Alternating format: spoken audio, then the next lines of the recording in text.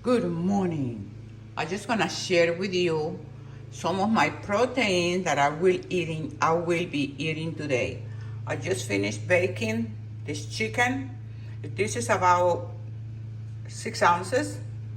Here we have 4 ounces of steak, and here I have 1 cup of egg white with 1 whole egg, including the egg. So this is 1 cup of egg whites with a whole egg.